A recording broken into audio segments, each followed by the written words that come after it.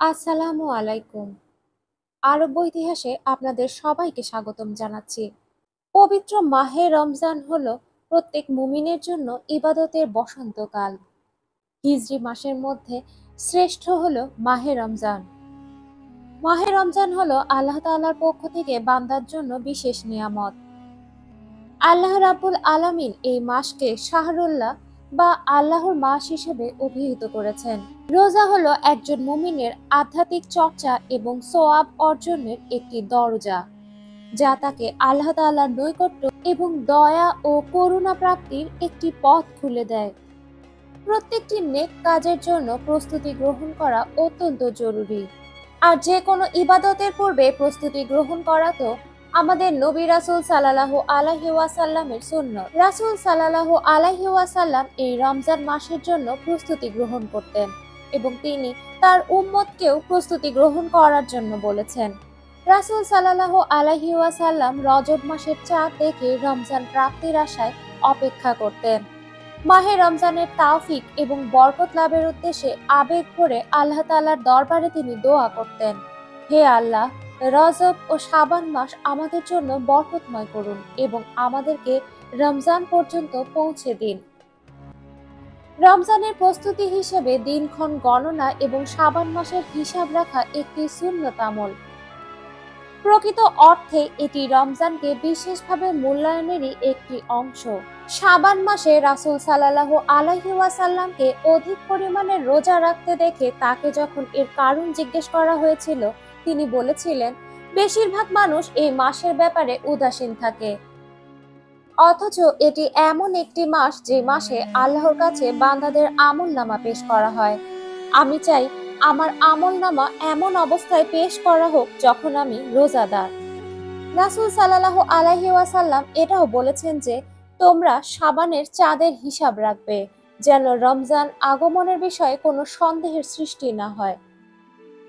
তবে শাবান মাসের শেষ দিনগুলোতে তিনি রোজা রাখতেন না। এর কারণ হলো যাতে রমজান মাসে তিনি সুষ্ঠুভাবে রোজা আদায় করতে পারেন। তিনি রমজান মাসকে অত্যন্ত উৎসাহ এবং ভালোবাসায় বরণ করে নিতেন। রাসূল সাল্লাল্লাহু আলাইহি ওয়াসাল্লাম এই বরকত মাসটিকে আহলান সাহলান বলে স্বাগত জানাতেন এবং সাহাবায়ে কিরামকে 3 বার এই প্রশ্ন করতেন, কে তোমাদের স্বাগত জানাচ্ছে এবং তোমরা কাকে স্বাগত জানাচ্ছ? উমর ইবনে খাত্তাব রাদিয়াল্লাহু তাআলা আনহু বলেন, হে আল্লাহর রাসূল, কেউ কি ওহী নিয়ে আসছেন? জবাবে তিনি বলেন, না। আবার প্রশ্ন করা হয়, শত্রুর সঙ্গে কি যুদ্ধ হবে?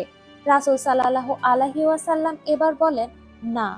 পুনরায় তাকে আবারও সাহাবীরা জিজ্ঞাসা করলেন, তাহলে কি হবে? জবাবে তিনি বলেন, নিঃসন্দেহে আল্লাহ তাআলা রমজান মাসের প্রথম রাতে সব কিবলাবাসীকে ক্ষমা করে দেন।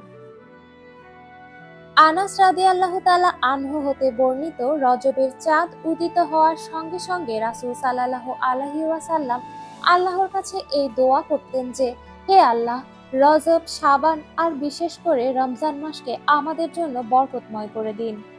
রাসূল সাল্লাল্লাহু আলাইহি ওয়াসাল্লাম রমজান মাসে সাহাবীদেরকে রমজানের নানা বিধান সম্পর্কে অবগত করতেন, দিক নির্দেশনা দিতেন। যে কোনো বিষয়ের মৌলিক খুঁটি হচ্ছে সেই সম্পর্কে পূর্ণ অবগতি এবং পরবর্তী সময়ে সেই অনুযায়ী আমল করা। আর তাই সাহাবীদেরকে তিনি রমজানের পূর্ণ প্রস্তুতি গ্রহণ করার জন্য নানাভাবে উৎসাহিত করতেন। রমজানের ফজিলত সম্পর্কে বর্ণনা করতে গিয়ে তিনি বলতেন, রমজান হলো বরকতময় মাস, যা তোমাদের দুয়ারে উপস্থিত হয়েছে। পুরো মাস রোজা পালন আল্লাহ তাআলা তোমাদের জন্য ফরজ করে দিয়েছেন। এই মাসে আল্লাহ প্রদত্ত একটি রাত রয়েছে, যা 1000 মাস অপেক্ষা উত্তম। যে এর কল্যাণ থেকে বঞ্চিত হলো, সে বঞ্চিত হলো মহা কল্যাণ হতে। তিনি আরো বলেন, রমজানের প্রথম রাতে শয়তান ও দুষ্ট জিনদের শৃঙ্খলাবদ্ধ করে দেওয়া হয়, জাহান্নামের কপাটগুলো বন্ধ করে দেওয়া হয়, তার একটি দরজাও খোলা হয় না, উন্মুক্ত করে দেওয়া হয় জান্নাতের দরজাগুলো, বন্ধ করা হয় না তার একটিও। একজন আহ্বানকারী আহ্বান জানিয়ে বলেন, হে কল্যাণের প্রত্যাশী, অগ্রসর হও, আর যে অকল্যাণের প্রত্যাশী সে বিরত হও। আল্লাহ তাআলা জাহান্নাম হতে অনেককেই মুক্তি দেবেন এবং তা রমজানের প্রতি রাতেই দেবেন। রাসূল সাল্লাল্লাহু আলাইহি ওয়াসাল্লাম রোজাদারদের জন্য জান্নাতের সুসংবাদ দিয়েছেন। তিনি সাহাবীদের বলতেন, জান্নাতের একটি দরজা রয়েছে রায়্যান নামে। বলা হবে, রোজাদারগণ কোথায়? যখন তারা দাঁড়াবেন, তারা ছাড়া এই দরজা দিয়ে অপর কেউ প্রবেশ করবে না। তারা প্রবেশ করার পর সেই দরজা বন্ধ করে দেয়া হবে, অপর কেউ তাতে প্রবেশের সুযোগ পাবে না। রাসূল করিম সাল্লাল্লাহু আলাইহি ওয়াসাল্লাম রমজান মাসে অত্যন্ত আনন্দিত হতেন এবং বিভিন্ন সময়ে রহমত, বরকত এবং কল্যাণ বর্ষণ এবং অবতরণের উপলক্ষ অনুষঙ্গগুলোর কারণে ব্যাকুল হতেন। সাহাবীদের খুশি হয়ে বলতেন, তোমাদের দ্বারে এক বরকতময় মাস এসেছে, আর তা হলো রমজান। রমজান মাস যতই কাছে ঘনিয়ে আসে, পৃথিবীর আকাশে বাতাসে এক পবিত্র অনুভূতি ছড়িয়ে যায় সকল মুসলিমদের মনে। এক নতুন চাঁদ ওঠে, যা এক পবিত্র সময়ের সূচনা করে। রমজান বছরের অন্যান্য মাসগুলোর মতো শুধুই একটি মাস নয়। রমজান হলো আমাদের জীবনের উদ্দেশ্যকে নতুন করে আবিষ্কার করার, আমাদের আত্মাকে শুদ্ধ করার একটি সুযোগ মাত্র। এই রমজান মাস হলো আল্লাহ তাআলার কাছাকাছি পৌঁছানোর জন্য তারই পক্ষ থেকে এক স্বর্গীয় আমন্ত্রণ।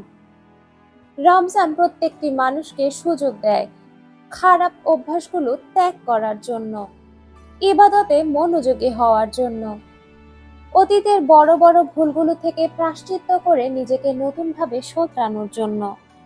আর সেই কারণেই বলা হয়, রমজান হলো ইবাদতের জন্য একটি বসন্তকাল। একজন মানুষ যখন গোসল করে নিজেকে পবিত্র করে, মানুষ যেমন তার ঘরকে পরিষ্কার করে, রমজান হলো তেমনই একটি সুযোগ, যা আত্মাকে পরিষ্কার করার সুযোগ দেয়। আর এই রমজান শুধু সূর্যোদয় থেকে সূর্যাস্ত পর্যন্ত না খেয়ে থাকার মধ্যে সীমাবদ্ধ নয়। রাসূল সাল্লাল্লাহু আলাইহি ওয়াসাল্লাম বলেছেন, যে ব্যক্তি ঈমান ও সওয়াবের আশায় রমজানের রোজা রাখে, তার পূর্ববর্তী গুনাহগুলো ক্ষমা করে দেয়া হবে। রমজান হলো আল্লাহ তাআলার কাছাকাছি যাওয়ার একটি সুযোগ। এই রমজান আমাদের দরজায় কড়া নাড়ছে, আল্লাহ তাআলার পক্ষ থেকে রহমত এবং ভালোবাসা নিয়ে। এই মাসটি হতে পারে আমাদের সবার জন্য একটি সুন্দর শুরু, আমাদের আত্মিক শুদ্ধতার একটি প্রথম পদক্ষেপ। আল্লাহ তাআলা আমাদেরকে রমজান পর্যন্ত পৌঁছে দিন এবং এই মাসটিকে আমরা যেন সঠিকভাবে ব্যবহার করতে পারি। আমরা যেন আল্লাহ তাআলার কাছে ক্ষমা প্রার্থনা করে আমাদের নিজের জীবনকে শুদ্ধ করতে পারি। আল্লাহ তাআলা আমাদেরকে সেই তৌফিক দান করুন। আমিন।